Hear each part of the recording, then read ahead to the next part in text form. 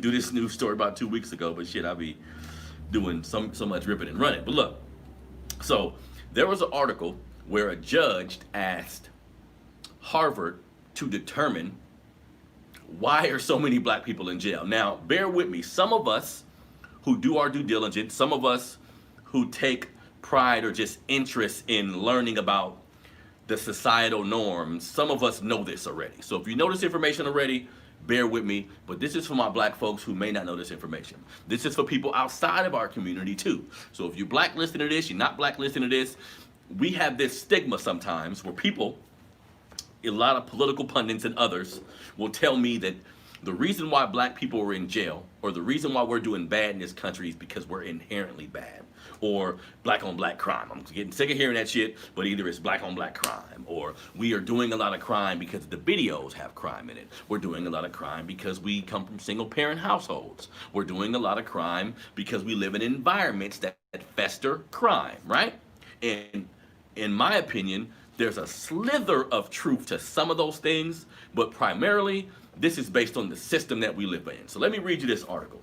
So a judge asked Harvard to determine basically why are so many black people in jail. Now, granted, this study was just done in the state of Massachusetts, but I will bet you money that this is the same results you would get if you ran the same study everywhere in the United States. So let me read it. According to a 2016 data from the Massachusetts Sentencing Commission, 655 of every 100,000 black people in Massachusetts are in prison. Meanwhile, the state locks up 82 of its white citizens for every 100,000 who reside in the state, right? So you see the disparity there, right? While an 8-to-1 racial disparity might seem like a lot for one criminal justice system, nationwide, African Americans are imprisoned at almost 6 times the rate of white people. So in 2016, Massachusetts Supreme Judicial Court Chief Justice Ralph Gantz asked Harvard researchers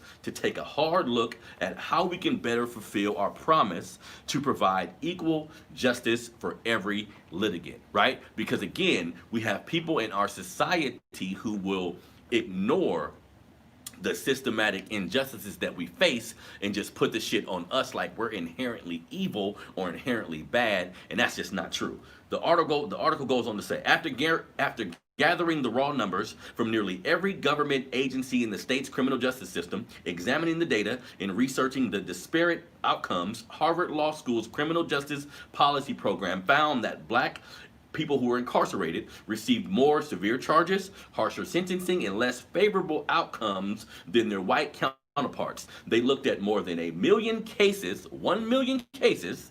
They looked at more than 1 million cases from the initial charges through the conviction and sentencing and discovered disparities that cannot be explained by logic or reason. Let me continue. And again, normally I may read some stuff, but y'all need to hear this. Now, white people make up roughly 74% of the Massachusetts population, while accounting for 58.7% of cases in their data. Now, the study explained, meanwhile, black people make up just 6.5% of the Massachusetts population and account for 17.1% of the cases. Come on now, y'all. Now, some of the things that they took into account. Right? Now, what they found is the criminal justice system is unequal on every level. Now, again, if I'm preaching to the choir, I apologize, family, but I'm tired of black people coming at me because of the content I present, because of what I'm talking about. They come at me like we're inherently the problem. Like we have this big ass accountability issue, which, family, we all should be accountable. Humans should be accountable for their actions, but in this system, because again, individual racism, like a white person calling you nigga, a white person with no power saying something, to me that's more like prejudice. That ain't really gonna move the needle one way or the other. In this country, the biggest problem with racism we have is systematic. Let me continue. Now, what they found, okay, yeah, I read that. Cops in the state are more likely to stop black drivers. Police are more likely to search or investigate black residents. Law enforcement agents charge black suspects with infractions that carry worse penalties. Prosecutors are less likely to offer black suspects plea bargains or pretrial interventions. Judges sentence black defendants to longer terms in prison. And this And get this, the average white felon in the Massachusetts Department of Corrections has committed a more severe crime than the average black inmate. You feel me? Now it goes on to talk about the different disparities as far as thinking that black people are all criminals, which they go over some of the ideologies that are in this country. For instance, they say, all black people are criminals, and it's not that. What it says here is cops think black people are criminals. For instance, despite making up only 24% of Boston's population, black people make up 63% of the civilians who were interrogated, stopped, frisked, or searched by Boston Police Department between 2007 and 2010. According to researchers, this suggests that the disparity in searches was more consistent with racial bias than with differences in criminal conduct. It goes on more here. If anybody want to read the full article, I can post it for you. But here's the point, family. And this is what I want to tell my people. Like, if you got young people, because the system of racism is a complex thing, and it can get you in the educational system, as I'm going to read here a little earlier with another story I got. It can hit you just in being in society. You know what I mean? There can be racist incidents that you have to deal with, and a lot of it comes from the police departments, right? So it's important that we understand what we face in this country. And sometimes I like to read stats from white folks, because some of you niggas don't really believe it when somebody black just say, hey, it's bad. You need to hear it. So this is from Harvard, goddammit, that's saying, now again, this was just Massachusetts, but I'll bet my last dollar that if you go through each state in this country, you'll find similar numbers, right? So it's important to me to get an understanding, especially with the young people, right? Because we can look outside of our community of what needs to happen, and I'm always for that, and that needs to happen at times, but at times we need to look at each other. And for my young black men out there, this system is not set up for you, family. So if you involve in illegal activity, if you think you finna be selling drugs, if you think you finna be getting involved with shit on the other side of the law, understand that they have a system set up in place that's gonna harm your ass 6 to 8 times more than your white counterpart. So our parents, excuse me, family, we need to be talking to our children.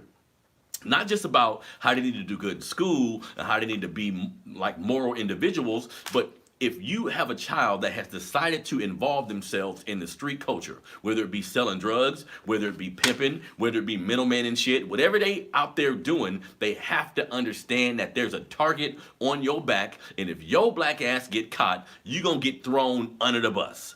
And once you get in that system, everybody understands this. Once you get in that system, it's damn near like they got you. The recidivism rate, the rate of people who actually go back to jail is so hard because, in my opinion, the programs that they have in there, just the normal state of a prisoner isn't healthy for your mind, right? So you get treated like an animal for all these years or however much time you're actually in these institutions, then they just let you back out free, right?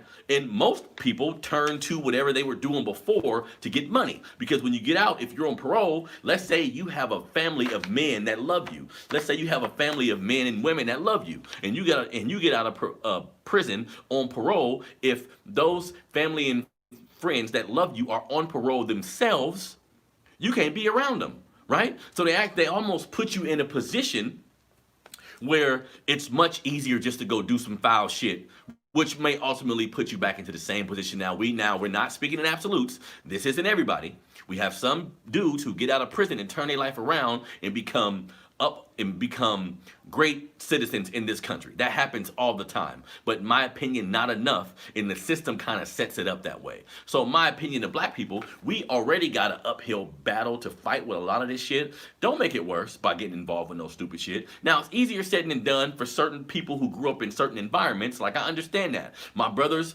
got caught up in that system. A lot of my family members got caught up in that system. I'm a black man who, and this isn't a one-off, a lot of us had this story. There was a time in my life where, I have, growing up, I had maybe 5 or 6 cousins that I would see often, right? Besides my 2 brothers that are older than me, right? I would have 5 or 6 cousins that I would see often. This is for holidays, this is for birthdays, just shooting the shit. When we were kids, we were around each other a lot more. But there was a time in my life when I was a freshman in high school when every male member of my family was in jail. Both of my brothers, all my cousins. My cousins actually did some shit together. 4 of them did some shit together. 3 of them did some shit. 4 of them did some shit together, and they was actually in there together, right? So I'm um, a ninth grade freshman who loved these dudes, who looked up to these dudes, and all of a sudden we at Thanksgiving, there ain't no men there.